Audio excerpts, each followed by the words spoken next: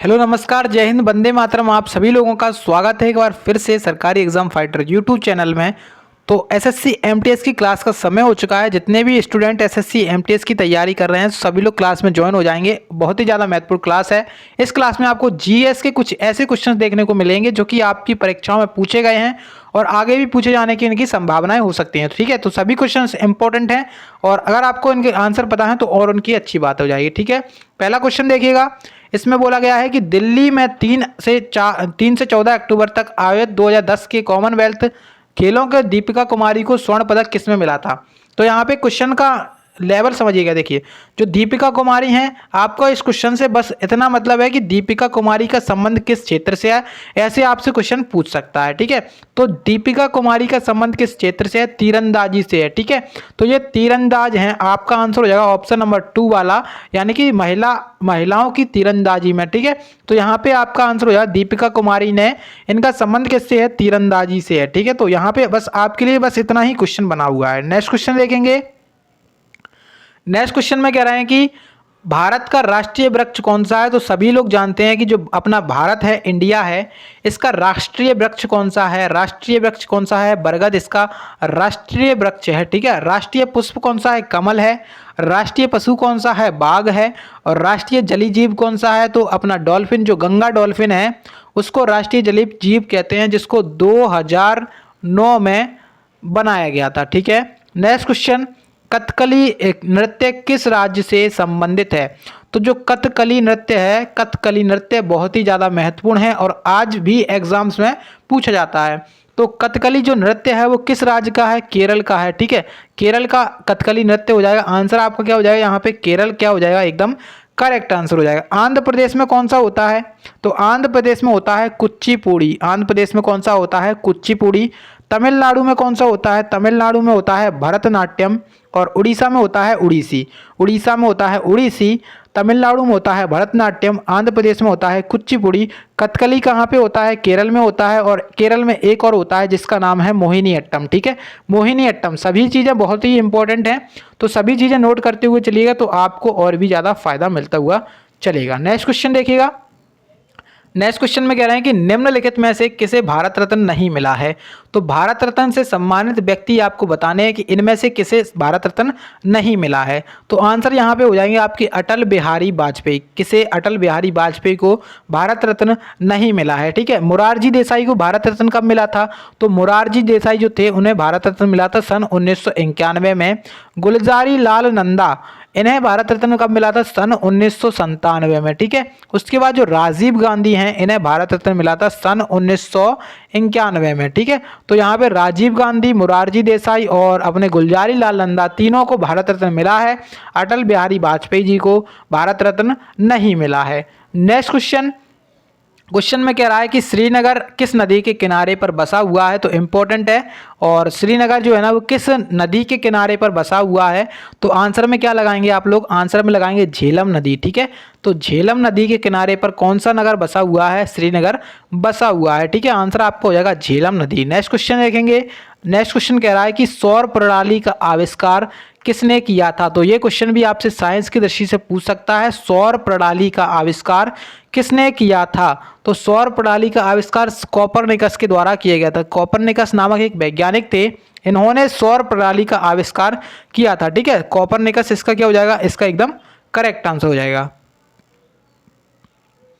देखिए, अब अगला क्वेश्चन आपसे बोल रहा है कि भारतीय नौसेना के अध्यक्ष के पद पर, मतलब जो भारतीय नौसेना उसके अध्यक्ष होते हैं उसके पद को क्या कहते हैं? अध्यक्ष के पद को क्या कहते हैं? भारतीय नौसेना का जनरल, भारतीय नौसेना का अध्यक्ष, या फिर नौसेना प्रमुख, या फिर एडमिरल। तो आंसर यहाँ पे हो जाएगा आपका एडमिरल। भारतीय नौसेना के प्रमुख को क्या कहा जाता है? एडमिरल कहा जाता है। ठीक है, अभी वर्तमान में भारतीय नौसेना के प्रमुख कौन है? तो वर्तमान में भारतीय नौसेना यानी कि इंडियन नेवी के चीफ कौन है? एडमिरल कौन है? आर हरि कुमार। आर हरि कुमार। ठीक है, तो इसको आप लोग जरूर नोट करेंगे, आपसे क्वेश्चन पूछ सकता है। आपसे अगर पूछा जाए कि भारतीय नौसेना दिवस कब मनाते हैं, तो 4 दिसंबर को भारतीय नौसेना दिवस मनाते हैं। तो इसको भी आप लोग नोट कर लीजिएगा। ठीक है, नेक्स्ट क्वेश्चन देखेंगे। अब आपके सामने नेक्स्ट क्वेश्चन है। इसमें बोला गया है कि भारतीय संविधान में समवर्ती सूची किसके संविधान से ली गई है? तो देखिए जो भारतीय संविधान है इसमें समवर्ती सूची है। एक तो आपकी राज्य सूची होती है, एक आपकी केंद्र सूची होती है और एक आपकी होती है समवर्ती सूची। ठीक है, राज्य सूची, संघ सूची और होती है समवर्ती सूची। तो जो समवर्ती सूची है वो किस देश के संविधान से ली गई है? तो आपका आंसर क्या हो जाएगा? ऑस्ट्रेलिया के संविधान से ली गई है, यानी कि आपका आंसर हो जाएगा ऑप्शन नंबर 4 एकदम क्या हो जाएगा? सही आंसर होने वाला है इस क्वेश्चन में। ठीक है, तो आंसर आपका यहाँ पे हो जाएगा ऑस्ट्रेलिया। ठीक है, उसके सामने नेक्स्ट क्वेश्चन है। नेक्स्ट क्वेश्चन में कह रहा है कि सरकारी संपत्ति को नष्ट ना करना क्या कहलाता है? तो जो सरकारी संपत्ति है इसको नष्ट ना करना, इसमें से क्या है ऑप्शंस में से? देखिए, एक सकारात्मक कर्तव्य, कानूनी कर्तव्य और नागरिक कर्तव्य और निषेधात्मक कर्तव्य। तो आंसर यहाँ पे क्या हो जाएगा? नागरिक कर्तव्य है। क्या है? नागरिक कर्तव्य है। ठीक है, नागरिक कर्तव्य है कि अगर आप जैसे सरकारी जगह पे खड़े हुए हैं, बाहर खड़े हुए हैं, तो आप लोग सरकारी संपत्ति को नष्ट ना करें, तो वो आपका कर्तव्य है। ठीक है, तो आंसर आपको हो जाएगा नागरिक कर्तव्य। अगला क्वेश्चन देखिएगा, इसमें कह रहे हैं कि संविधान की मसौदा समिति के समक्ष प्रस्तावना किसके द्वारा प्रस्तुत की गई थी? देखिए इंपॉर्टेंट है ये क्वेश्चन। ठीक है, तो जो मसौदा समिति थी इसके समक्ष जो संविधान की अपनी भारत के संविधान की प्रस्तावना थी उसको किसने पेश किया था? उसको पेश किया था जवाहरलाल नेहरू ने। ठीक है, तो आंसर आपका क्या हो जाएगा? जवाहरलाल नेहरू एकदम करेक्ट आंसर हो जाएगा। यहाँ पे क्वेश्चन बहुत ही ज़्यादा महत्वपूर्ण क्वेश्चन है। ठीक है, नेक्स्ट क्वेश्चन देखते हैं। इस क्वेश्चन में बोल रहे हैं कि निम्नलिखित में से जैन धर्म का कौन सा त्रिरत्न नहीं है? तो यहाँ पे जैन धर्म से संबंधित क्वेश्चन पूछा गया है और ये बोला गया है कि त्रिरत्न नहीं है। तो जैन धर्म का कौन सा त्रिरत्न नहीं है? सही विश्वास, सही ज्ञान, सही दृष्टि और सदाचरण। तो आंसर यहाँ पे क्या हो जाएगा? आंसर हो जाएगा आपका ऑप्शन नंबर कौन सा? ऑप्शन नंबर कौन सा? यहाँ पे सही दृष्टि इसका क्या हो जाएगा? एकदम करेक्ट आंसर, यानी कि ऑप्शन नंबर तीसरा सही दृष्टि क्या है? जैन धर्म का त्रिरत्न नहीं है। ठीक है, नेक्स्ट क्वेश्चन, इसमें कह रहे हैं कि हिमालय के स्थान पर कौन सा सागर विद्यमान था? तो ये क्वेश्चन भी बहुत ही ज़्यादा महत्वपूर्ण है। तो आंसर हो जाएगा आपका तैथिस सागर। तैथिस नामक सागर क्या था? पहले हिमालय नहीं था, उस जगह पे क्या था? तैथिस सागर था। ठीक है, तो आंसर यहाँ पे ऑप्शन नंबर तीसरा तैथिस सागर क्या हो जाएगा? एकदम सही आंसर हो जाएगा। नेक्स्ट क्वेश्चन देखते हैं। अगले क्वेश्चन में आपसे बोला गया है कि अंतर्राष्ट्रीय बाजार में किस चीज़ की आपूर्ति में भारत का एकाधिकार है? तो अंतर्राष्ट्रीय जो बाजार है, इंटरनेशनल मार्केट है, इसमें भारत की किस चीज़ मतलब किस चीज़ का आपूर्ति में भारत का एकाधिकार है?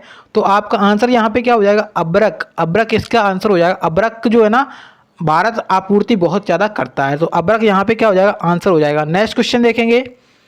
नेक्स्ट में आपसे कह रहे हैं कि लगान फिल्म का निर्देशन निम्नलिखित में से निर्देशक कौन थे? तो जो लगान फिल्म थी इसके निर्देशक कौन थे?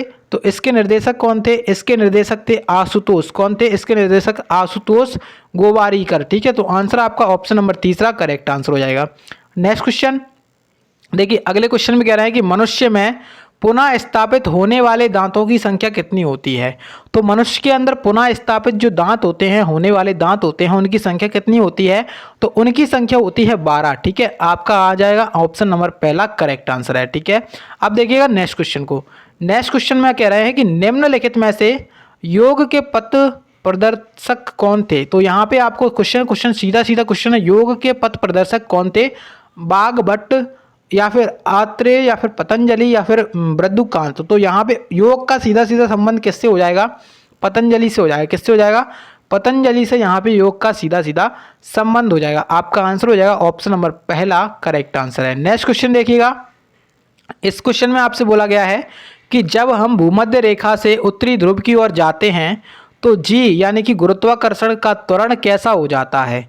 तो आप देखिए यहाँ पे जैसे अपनी 0 डिग्री यहाँ पर है। ठीक है, अब यहाँ पे अपना नॉर्थ पोल है और यहाँ पे अपना साउथ पोल है, यानी कि उत्तरी ध्रुव है, यहाँ पे अपना साउथ दक्षिणी ध्रुव है। ठीक है, तो यहाँ पे हम 0 डिग्री से ऊपर की तरफ जा रहे हैं, तो हमारा जो जी है इसका मान कैसा हो जाएगा? इसका त्वरण कैसा हो जाएगा?